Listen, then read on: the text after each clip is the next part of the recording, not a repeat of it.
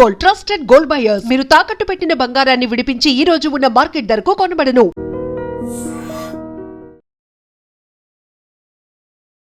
నమస్తే, welcome to I dream.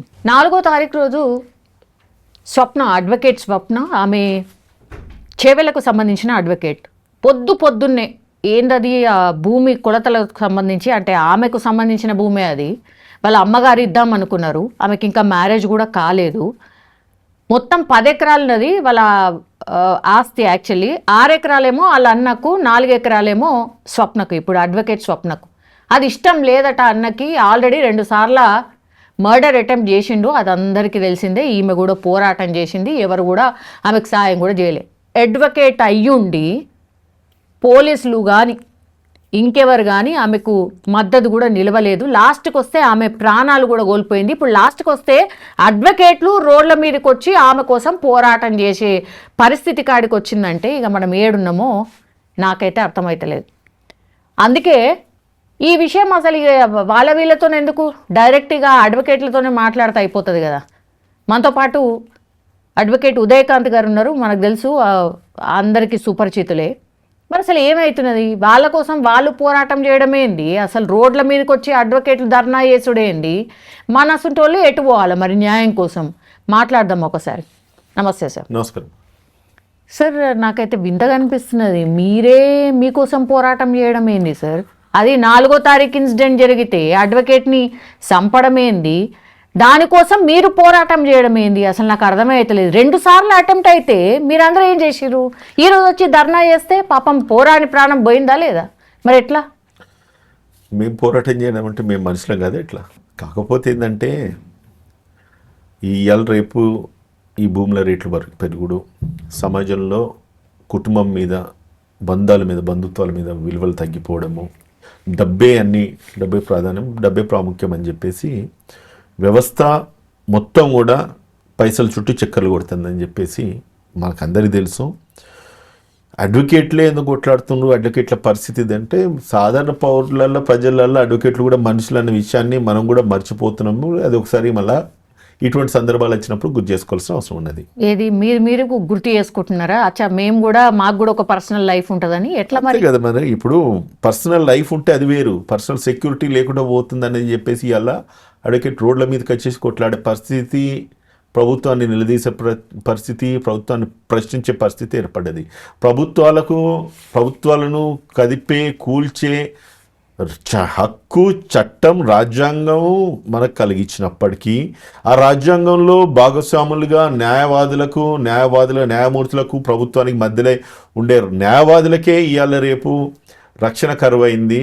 న్యాయవాదులు పోతే కనీసం పోలీసులు కేసులు కూడా రిజిస్టర్ చేస్తలేరు, పట్టించుకుంటలేరంటే నిజంగా పోలీసుల అహంకారమా, లేదంటే కనుక ప్రభుత్వాలు పోలీసులను అంత నెత్తికెక్కించుకున్నాయని చెప్పేసి ఈరోజు ప్రజలు రోడ్ల మీదకి వచ్చేసి కొట్లాడుతూ ఉన్నారు, అరిచి గీగ పెడతా ఉన్నారు. అంటే పోలీసులు ఎందుకు సహకరిస్తలేరు అని అంటే ఓ మాట అడుగుతా సార్. మీరు బెదిరిస్తారేమో, ఏదైనా కేసు రాగానే అట్లట్లా చేస్తావు, ఇట్లట్లా చేస్తావు అని మీరు బెదిరిస్తారేమో, అందుకని అబ్బా దొరికింది ఇక మాకు కూడా టైం అని చెప్పి వాళ్ళు కూడా అంటే చేస్తున్నారేమో. మరి ఒక ప్రాణము, ప్రాణం హానిలో ఉన్నది, మమ్మల్ని చంపేస్తాడు, నా సొంత అన్నని చంపబోతుండు అని చెప్పి పోలీస్ స్టేషన్కి వెళ్ళేసి అరిచి గీగి పెట్టిన ఒక మహిళను పట్టించుకొని పోలీస్ స్టేషన్లు, పోలీస్ అధికారులు, ఎస్ఐలు, సిఐలు, ఆ పై అధికారి దగ్గరికి అని చెప్పి ఒక డీసీపీ దగ్గర పోతే డీసీపీ పట్టించుకోకపోతే బార్ అసోసియేషన్లో ఆమె కంప్లైంట్ చేసి బార్ ప్రెసిడెంట్కు ఇంటిమేషన్ ఇచ్చి ఆ బార్ ప్రెసిడెంట్ వచ్చి హైకోర్టు బార్ అసోసియేషన్ ప్రెసిడెంట్కు కంప్లైంట్ చేస్తే ఆయన డీసీపీతో మాట్లాడినా కూడా పట్టించుకొని వ్యవస్థల మనం బతుకుతున్నామంటే ఇది ప్రభుత్వానికి సిగ్గిచేట, లేదంటే కనుక న్యాయ వ్యవస్థకి సిగ్గిచేట, న్యాయవాదులకు సిగ్గిచేట అనేది నిజంగా వాళ్ళ విజ్ఞతకు వదిలేయాలి, పోలీసుల విజ్ఞత. మీ దగ్గర కూడా నాకు తెలిసి డిఫరెంట్ గ్యాంగ్లు ఉన్నట్టున్నాయి, డిఫరెంట్ గా మీరు కూడా డివైడ్ అయిపోయి ఉన్నట్టు అనిపిస్తుంది సార్. డివైడ్ ఏడొచ్చింది సార్, రాష్ట్రం స్తంభించిపోవాలి కదా, ఏడ జరుగుతుంది అట్లా. కేసులు వచ్చి వాదించుకునేటప్పుడు డివైడ్ అవుతాం కావచ్చు, ఏది కేసుకు జస్టిఫికేషన్ చేసే ప్రాసెస్లో. కానీ న్యాయవాదులకు ఇబ్బంది అయిన తర్వాత ఎవరు కూడా డివైడ్ కాదు. కాకపోతే ఏంటంటే మా అడ్వకేట్లకు ఉన్న ప్రాబ్లం ఏంటంటే తెల్లారితే పొద్దుకు అలా కేసులు చూసుకోవాలి, వాళ్ళ సంపాదన వాళ్ళు చూసుకోవాలి, వాళ్ళ కేసులు లిస్ట్ అయితే వాళ్ళని ఆర్గ్యూ చేసుకోవాలి, వాళ్ళు అప్పేర్ కావాలి. న్యాయవాది చచ్చిపోతే ఆమె కోసం కొట్లాడాలన్నంత నిజంగా ఇప్పుడు కొన్నిసార్లు నేను చూస్తే నాకు బాధ అనిపిస్తుంది. ఒక కోతి చచ్చిపోతే 10 కోతులు వస్తాయి, ఒక కుక్క చచ్చిపోతే 10 కుక్కలు వస్తాయి, 10 పంది చచ్చిపోయినా కూడా 10 పందులు చేడిస్తాయి కావచ్చు. కానీ నిజంగా ఒక న్యాయవాది చచ్చిపోయినంటే 100 మంది జమ అయితే లేరు. అటువంటి పరిస్థితులలో ఈరోజు న్యాయవాదులు మేము ఉన్నామంటే నిజంగానే నాకు కూడా మీరు అడుగుతున్న ప్రశ్నలకు సమాధానం చెప్పుకునే పరిస్థితి లేదు. చేవెళ్ళ బార్ నుంచి వచ్చేసి పాపం హైకోర్టులో 50 మంది 60 మంది వచ్చేసి దేహి అని చెప్పేసి వాళ్ళు అడుగుకుంటున్నారు మాకు సహాయం చేయాలని చెప్పి. రేపు తెల్లారి 10 నిమిషాలు తెల్లారి మీకే ఆ పరిస్థితి వస్తే మాకే గదే అంటే 10 మంది వస్తారన్నట్టు అంతేనా? వస్తుంది మరి, అదే పరిస్థితి వస్తుంది. అదే 10 మంది గదే 10 మంది వస్తారు, అరుస్తారు, గీ పెడతారు, ఊరుతారు, ఊకుంటారు, జెర్సేపు రాస్తారు, ఒక చేస్తారు, రోడ్డు మీద కూర్చుంటారు. మాకు అడ్వకేట్స్ ప్రొటెక్షన్ యాక్ట్ కావాలి. ఎంతమంది ఎన్ని రోజులు కావాలి? చచ్చిపోయేంత వరకు కావాలన్నా? ఎంతమంది చచ్చిపోవాలి? ఎన్ని ప్రాణాలు కావాలి? కనీసం ఇప్పుడు ఓ 10 మంది 20 మంది 50 మంది వచ్చేసి మాట్లాడుతున్నప్పుడు ప్రభుత్వాలను దృష్టి సాధించాలి. దాని మీద ప్రభుత్వాలకు ఒక ఆలోచన రావాలి. నిజంగా వీళ్ళకి రక్షణ కావాలి, రక్షణ కల్పించినప్పుడు కనీసం అధికారుల మీద కూడా చర్య తీసుకుంటలేరు. ఇవాళ అరే ఆ ఎస్ఐ తప్పు చేసిన ఆయన సస్పెండ్ చేయమంటే సస్పెండ్ చేస్తలేరు. ప్రభుత్వాలు ఏం చేస్తున్నాయి? పోలీసు ఉన్నతాధికారులు ఏం చేస్తున్నారు? అసలు ఎవరిని కలిసిండ్రు సార్ ఈ కేసులా? స్వప్న గారి ఇష్యూలా ఎవరిని కలిసిండ్రు మరి? మేడం, స్వప్నకి ఎప్పుడైతే లైఫ్ థ్రెట్ ఉన్నదో ఆమె పోలీస్ స్టేషన్లో కంప్లైంట్ ఇచ్చింది. ఆమె మీద కారుతో గుద్దనికి పోయారు. అప్పుడు కంప్లైంట్ ఇచ్చినప్పుడు పట్టుకోలే. బుల్డోజర్తో వాళ్ళన్నా చంపించే ప్రయత్నం చేసిండు. అప్పుడు ఎఫ్ఐఆర్లో ఆయన పేరు కూడా నమోదు చేయాలి. ఆ రోజే కనుక ఆయనను రక్షించి ఆమెకు కనుక వాడిని అరెస్ట్ చేసేసి జైలుకి పంపించుండి ఆమె ప్రొటెక్షన్ ఇచ్చి ఉంటే ఒక ప్రాణం మిగిలేదు కదా. ఎవిడెన్స్ మీరే అడుగుతారు కదా, మరి ఎవిడెన్స్ ఇవ్వాలి కదా. మరి వాళ్ళన్ననే ప్రయత్నం చేస్తుందని ఆమె దగ్గర కంప్లైంట్ ఇచ్చిన తర్వాత ఎవిడెన్స్ గ్యాదర్ చేసి సెగ్రిగేట్ చేయాల్సిన బాధ్యత ఇన్వెస్టిగేషన్ ఆఫీసర్ మీద, పోలీసుల మీద ఉంటుంది. ఇది చట్టం చెప్తా ఉన్నది. ఎప్పుడైతే నేను ఒక బుల్డోజర్ వచ్చి గుద్దనికి ప్రయత్నం చేసిందంటే ఆ బుల్డోజర్ ఎవరిదన్న తీసి ఎంక్వైరీ చేయాల్సిన బాధ్యత ఎవరి మీద ఉంటుంది?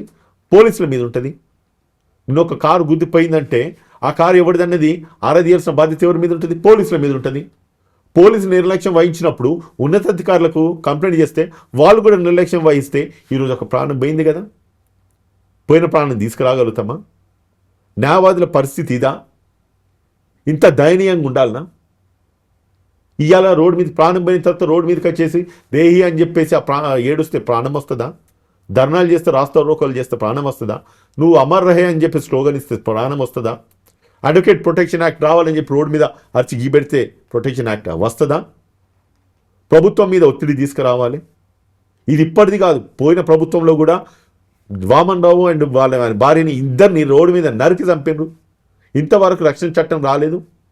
అరే మేము అడుగుతున్నది ఏంది? న్యాయవాదులుగా మేము అడుగుతున్నది ఏంటంటే ప్రభుత్వాన్ని అడ్వకేట్స్ ప్రొటెక్షన్ యాక్ట్ తీసుకురావాలి. రేపు మా మీద ఎటువంటి అరాచకాలు జరిగినా లేకపోతే మా లైఫ్కి ఏమైనా థ్రెట్ ఉన్నా మేము ఇచ్చిన కేసెస్ ప్రామినెంట్గా ఇన్వెస్టిగేషన్ చేయాలి. ఒకవేళ నేరం జరిగిందంటే దోషులను ప్రత్యేకమైన చట్టంలో అనుసారంగా శిక్షించాలి. ఎందుకు తెస్తలేరు సార్ మరి ఈ ప్రొటెక్షన్ యాక్ట్? నిర్లక్ష్య వైఖరి అంటే ఎందుకు అంటే మీరు ఉల్టా బెదిరిస్తారని భయపడుతున్నారా? ఎందుకు? దానికి దీనికి సంబంధం ఏంది? మిగతా రాష్ట్రంలో రాజస్థాన్లో వచ్చింది, పక్క రాష్ట్రం కర్ణాటక దీంట్లో వచ్చింది. అక్కడికి వచ్చినప్పుడు మన రాష్ట్రానికి రానికి ఏంది ప్రాబ్లం? ఒకటండి, ఇప్పుడు అడిగేదాకా అమ్మాయిని అన్నం పెట్టదన్నారు. నువ్వు అడుక్కునేదాకా కూడా చట్టాలు వచ్చే పరిస్థితి లేవు. అడుక్కునేది ఏ విధంగా అడుక్కోవాలి, ఏ స్థాయిలో అడుక్కోవాలి, ఎంత ప్రభుత్వాన్ని నిలదీయాలి? ఇవాళ వచ్చినామా రోడ్డు మీద బైఠాయించినామా, స్లోగన్లు కొట్టినామా, చనిపోయిన స్వప్న అమర్ రహే అన్నమా, లేదంటే కనుక న్యాయవాదుల రక్షణ చట్టం రావాలని ఒర్రినామా అనేది కాదు. ప్రభుత్వాన్ని ఈరోజు ప్రభుత్వ యంత్రాంగము, ప్రభుత్వంలో ఉన్న అధికారులు, ప్రభుత్వం తరఫున ఈరోజు ప్రభుత్వ జీపీలు కానీ ఏజీపీలు కానీ నియమింపబడిన వాళ్ళందరూ కూడా కనుక ముందుకు వచ్చేసి ముక్తకంఠంతో ఖండించేసి కోర్టు బైకాట్ చేసేసి రోడ్డు మీదకి వచ్చి ప్రొటెస్ట్ చేసేసి, లేకపోతే సీఎం తలుపు తట్టితే ఖచ్చితంగా ఎందుకు ఈ చట్టం రాదు అంటే మన ఇంట్లో చచ్చిపోతేనేమో తప్పు, అది నేరం. పక్కోడి ఇంట్లో చచ్చిపోతే నేరం కాదా? అంటే పక్కోడు ప్రాణం కదా.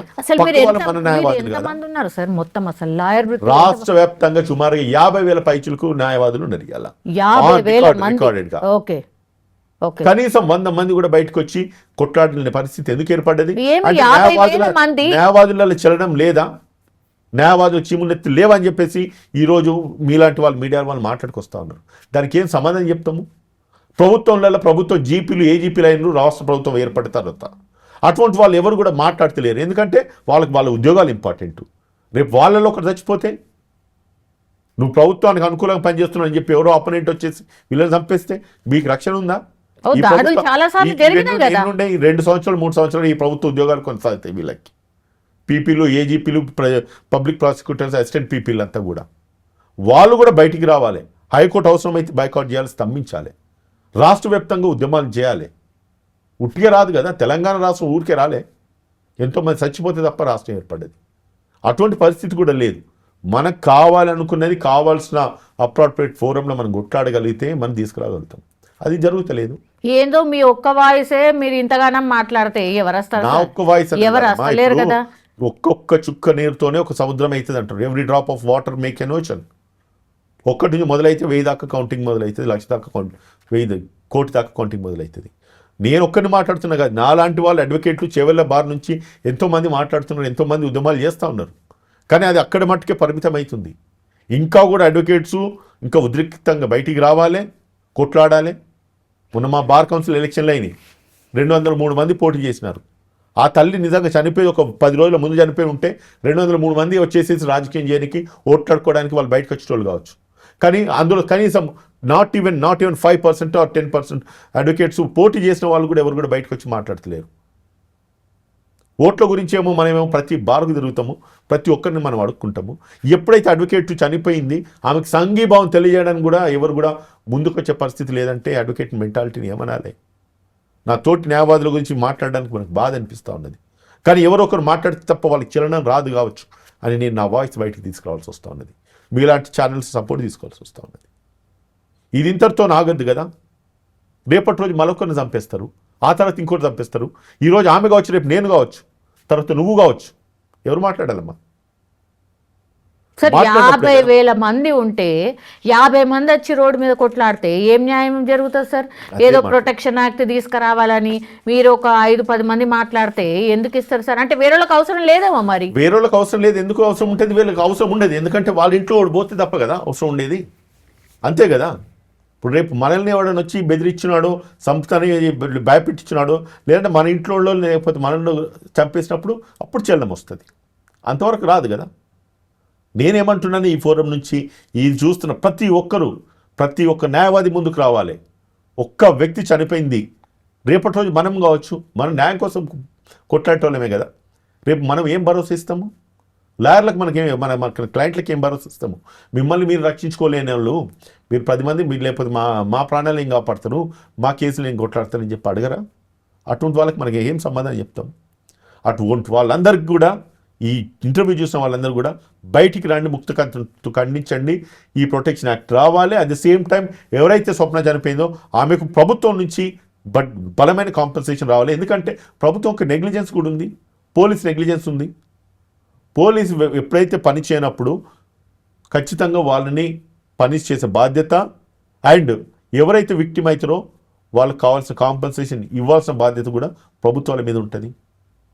దీని మీద ఖచ్చితంగా హైకోర్టుకి వెళ్తున్నారు మా సీనియర్ అడ్వకేట్స్, నా కొలీగ్ అడ్వకేట్స్ అందరూ కూడా రిట్ ఫైల్ చేస్తూ ఉన్నారు.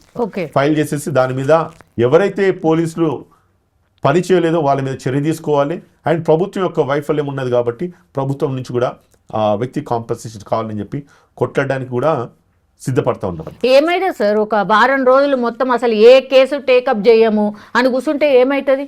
మీరు చర్చలకు విలువదా ప్రభుత్వము? ఒక్కటమ్మా, కేసులు టేకప్ చేయకపోతే నష్టపోయేది ఎవరు? ప్రజలే నష్టపోతారు. మేమే కదా నష్టపోతారు. కేసులు ఉన్నాయి, అవి ఉన్నాయి, ఇవి ఉన్నాయి అనేది మేమే కదా. ప్రభుత్వానికి ఏం నష్టం జరుగుతుంది? అవును, కొంచెం కదలికన్నా వస్తుంది కదా సార్. మరి ఏమీ చేయకుండా ఎట్లా? అది చేయాల్సిన బాధ్యత అందరి అడ్వకేట్స్ మీద ఉంటుంది. నేనదా అంటున్నా. మరి ఆ అందరి అడ్వకేట్స్ రావాలి, బయటికి రావాలని చెప్పి నేను కూడా అదే మాట్లాడుతూ ఉన్నాను. నా ఉద్దేశము కూడా ఈరోజు ఒక కామన్ సివిల్ అడ్వకేట్సే కాదు, ప్రభుత్వంలో పనిచేస్తున్న గవర్నమెంట్ ప్లీడర్స్ కూడా, అసిస్టెంట్ ప్లీడర్సు, పబ్లిక్ ప్రాసిక్యూటర్స్ అందరూ కూడా బయటకు రావాలి. ఎందుకంటే మన న్యాయవాద వృత్తి తీసుకున్న తర్వాతనే కదా ఈరోజు గవర్నమెంట్ ప్లీడర్లమైనా లేకపోతే ప్రభుత్వం నుంచి నియమింపబడినాం. రేపు 2 సంవత్సరాలు 3 సంవత్సరాలు మీ పోస్టులు పోయిన తర్వాత మళ్ళీ కూడా మీరు కామన్ పీపులే, కామన్ అడ్వకేట్సే. సార్ కొన్ని సుమోటోగా కేసులు తీసుకుంటుంది కదా, ఇది ఎందుకు తీసుకుంటలేరు మరి? సుమోటోగా తీసుకోవాల్సిన నెసెసిటీ ఇక్కడ లేదమ్మా. పోలీస్కు కంప్లైంట్ ఇచ్చిన తర్వాత పోలీసు వాళ్ళ డ్యూటీ ప్రాపర్ ఫంక్షన్ చేయనప్పుడు మనం ఇచ్చిన కంప్లైంట్ను వాళ్ళు నెగ్లెక్ట్ చేసిన ఆధారాలు మనకుంటే హైకోర్టుకి వెళ్ళొచ్చు, హైకోర్టు నుంచి రిట్ ఫైల్ చేసుకోవచ్చు. ఎప్పుడైతే ప్రభుత్వ యంత్రాంగం పనిచేయనప్పుడు వాటి మీద చర్య తీసుకోమని చెప్పొచ్చు. ఆ ప్రాసెస్ మేము ఉన్నాము. ఖచ్చితంగా అడ్వకేట్స్ ప్రొటెక్షన్ యాక్ట్ రావాల్సింది. దాని మీద కొట్టడానికి పిలిచేయడానికి కూడా ఈరోజు నేను నా ఫ్రెండ్స్ ఇంకా కూడా సిద్ధపడతా ఉన్నాము. ఖచ్చితంగా అది వస్తుంది. వచ్చినప్పుడు ఖచ్చితంగా ఈ యాక్ట్ ఏదైతే ఉన్నదో ఇంప్లిమెంటేషన్లోకి వస్తుంది. అండ్ కొందరు అడ్వకేట్స్ ఎవరైతే ఈరోజు డిప్రై అయినారో, మాకు సపోర్ట్ లేదు అనుకునే వాళ్ళకి ఒక మెసేజ్ నా నుంచి అయితే ఇస్తున్నాము. సో ఖచ్చితంగా అడ్వకేట్స్ ప్రొటెక్షన్ యాక్ట్ తీసుకొచ్చే ప్రాసెస్ నా ఫ్రెండ్ అనిల్ గారు కూడా ఉన్నారు. తను కూడా ఒక వాట్సాప్ గ్రూప్ ఫామ్ చేసినారు. దాని మీద కూడా పిల్స్ చేయడానికి కానీ రిట్ పిటిషన్ ఫైల్ చేయడానికి కూడా we are working on that and definitely that will be implemented. Sir, protection act మీరు బాగా అంటే స్ట్రెస్ చేసి మాట్లాడుతున్నారు. ఈ యాక్ట్ ఇంప్లిమెంట్ అయింది అనుకోండి సార్, ఎట్లుంటుంది? అంటే ఒకవేళ మీ మీద చెయ్యేసినా అంతేనా కథయిగా? ఆ పరిస్థితి రావాలే. అడ్వకేట్లను టచ్ చేస్తే మన పునాదులు కదులుతాయి, మనం బయటికి రాము, బెయిల్ కూడా వేయద్దు ఎవరు కూడా. అటువంటి పరిస్థితి ఒకవేళ తీసుకురాగలిగితే ఆ యాక్ట్ ఒక ప్రామినెన్స్ ఉంటుంది. అండ్ ఆ కొట్లాట కూడా దాని గురించే. రేపటి రోజు అడ్వకేట్స్ ఏది జరిగినా కూడా పోలీస్ క్విక్గా రియాక్ట్ కావాలి, ఫాస్ట్ ట్రాక్ కోర్టులు పెట్టాలి, అండ్ వన్ పనిష్మెంట్ స్ట్రింజెంట్గా ఉండాలి. కామన్ మ్యాన్ కంటే కూడా అడ్వకేట్స్ టచ్ చేస్తే ఇంకా కూడా తీవ్రంగా పరిగణలు ఇస్తారు చట్టాలు, న్యాయ వ్యవస్థ, న్యాయశాఖ అన్నది ఒక మెసేజ్ కనుక కామన్ మ్యాన్ దగ్గరికి వెళ్తే ఎవరన్నా రేపు మనల్ని ముట్టుకోవాలన్నా కూడా భయపడాలి. వాళ్ళకి రక్షణ కల్పించినప్పుడు మమ్మల్ని మేమేం రక్షించుకుంటాం, లేకపోతే మా క్లయింట్ని ఏం రక్షిస్తాం, న్యాయ వ్యవస్థను ఏం కాపాడగలుగుతాం అన్న మెసేజ్ ఈరోజు పబ్లిక్లో ఉంది కదా. అటువంటిప్పుడు వాళ్ళకి ఏదన్నా జరిగితే, అడ్వకేట్స్ ఏదైనా జరిగితే కనుక ఒక స్పెషల్ అటెన్షన్ ఉండాలి. స్పెషల్ ప్రొవిజన్ ఆఫ్ లా కింద కేసెస్ ట్రీట్ చేయాల్సిన అవసరం ఉందమ్మా ఈరోజు. Yes sir. ఎక్కడ మన స్టేట్లానా జరగాల్సింది? అవి ఎక్కడ జరగాలి? అంటే పార్లమెంట్లో జరగాలా లేకపోతే ఇక్కడ జరగాలా? State can take a decision. మన స్టేట్ మనం ఆ లా తీసుకురాగలుగుతాం. మన ముఖ్యమంత్రి గారు కావాలంటే తీసుకురాగలుగుతారు. అదొకటి. రాష్ట్రంలో రాష్ట్రకి రాజస్థాన్లో వచ్చింది, కర్ణాటకలో ఉంది. సో నెక్స్ట్ మన రాష్ట్రానికి కూడా రావాల్సిన అవసరం ఉంది. కాబట్టి ఇప్పుడు మన రాష్ట్రమే కాదు, దేశవ్యాప్తంగా ప్రతి న్యాయవాదికి ఏమి జరిగినా కూడా ఒక సెపరేట్ లా ఉండాలి, సెపరేట్ ప్రొవిజన్ ఉండాలి. ఆ చట్ట ప్రకారంగానే ఎవరైతే దోషులు ఉంటారో వాళ్ళని శిక్షించాలి. Yes sir. లాస్ట్లీ మీరు కోరుతుంది ఏంటి సార్? ఇప్పుడు స్వప్న ఫ్యామిలీకి కంపన్సేషన్ ఏదో అని ప్రభుత్వానికి సంబంధించిన వాళ్ళని ఎవరినైనా కలిసిర్రా ఈ ఇష్యూలో? ప్రభుత్వానికి సంబంధించిన వాళ్ళు కలవాలంటే ఆమె చనిపోయినప్పటి నుంచి ఇప్పటిదాకా కూడా అమ్మా సుమారుగా ఫిబ్రవరి 4, ఈరోజు ఫిబ్రవరి 11, ఏ ప్రభుత్వ అధికారులు ఈరోజు యాక్సెస్లో లేరు డ్యూ టు ఎలక్షన్స్. ఒకటి. రెండోది, ఇమీడియట్గా ఎప్పుడైతే జరిగిందో చేవెళ్ళ బార్ అసోసియేషన్ అందరూ కూడా కలిసి ఆ కమిషనరేట్ని కలిసి కమిషనర్ గారిని కలవడం జరిగింది. ఆయనకు ఏం జరిగిన ఫ్యాక్ట్స్ అని కూడా ఎక్స్ప్రెస్ చేయడం జరిగింది. ఒకవేళ ఆయనకి ఇచ్చిన కంప్లైంట్ బేస్ చేసుకున్న ఆ SA CA concern police authority మీద చర్య తీసుకుంటాడా సరే, లేకపోతే న్యాయస్థానాన్ని ఆశ్రయించుతాము, కోర్టు నుంచి డైరెక్షన్స్ తీసుకుంటాము. ఖచ్చితంగా ఎవరైతే దానికి బాధ్యులు ఉన్నారో, ఎవరైతే ఆ ప్రాణం పోవడానికి కారణమైనారో, లేదంటే చంపినారో, అండ్ దాని తర్వాత ఆ ప్రాణాన్ని కాపాడకుండా నెగ్లిజెన్స్ చూపించినారో వారందరి మీద కూడా చర్య తీసుకోకపోతే న్యాయస్థానం నుంచి ఖచ్చితంగా డైరెక్షన్స్ తీసుకునే పరిస్థితి ఎంత దూరం లేదని మాత్రం తెలియజేయగలుగుతాం. Yes sir. ఇప్పుడు స్వప్న వాళ్ళ అన్న ఎక్కడున్నాడు? జైల్లో ఉన్నాడు. ఓకే. ఇప్పుడు నిరూపించడానికి ఏంది మీరేం చేస్తున్నారు ఇప్పుడు? ఏవైతే ఇదివరకు ఆమె మీద జరిగిన దాడులు ఏవైతున్నాయో ఆమె కంప్లైంట్ ఇచ్చినప్పుడు కూడా పోలీసులు పట్టించుకోలేదు. కాబట్టి ఆ పోలీసు మీద ఖచ్చితంగా చర్య తీసుకోవాల్సిన బాధ్యత ప్రభుత్వం మీద ఉన్నది. ఒకటి. రెండోది, ఎవరైతే చనిపోయినారో, చంపబడ్డారో, ఎవరైతే చంపేసినారో వారి మీద ఎవిడెన్స్ ప్రాపర్గా లీడ్ చేయాలి. వాడి ప్రాపర్టీ, ఏ ప్రాపర్టీ గురించి అయితే వాడు కొట్లాడేసి ఆ అమ్మాయిని చంపేసినాడో ఆ ప్రాపర్టీ రాకుండా చేయాలి. అది చట్టంలో చెప్తాను, నేను చెప్పడం కాదు. ఎవరైతే ఒక ప్రాపర్టీ గురించి మర్డర్ చేసినారో, మర్డర్ చేసిన వారికి ప్రాపర్టీ చెందకుండా ఉండాలి. చెందొద్దు అని చెప్పి న్యాయం చట్టం చెప్తోంది. కాబట్టి ఖచ్చితంగా వాడికి పైస పోకుండా ఆ ప్రాపర్టీని వాళ్ళకి ఎవరైతే ప్రాపర్ లీగల్ హెయిర్స్ ఉన్నారో వాళ్ళ మదర్, స్వప్న వాళ్ళ మదర్ ఉన్నదో పూర్తి ప్రాపర్టీ ఆమెకి చెందాలి. లేదంటే ప్రభుత్వం ఆ ప్రాపర్టీ టేక్ ఓవర్ చేసుకోవాలమ్మా. ఇదే నేను చెప్పి తెలుసుకుంది. ఓకే. అది జరుగుతుందా సార్? జరగాలి, 100% జరగాలి. అది జరిగేంత వరకు నిరంతరంగా కొట్లాడుతాం. అది మాత్రం గ్యారంటీ జరుగుతుందని చెప్పి నాకు ఒపీనియన్ ఎక్స్ప్రెస్ చేస్తామండి. Yes sir. Thank you sir. Thank you so much.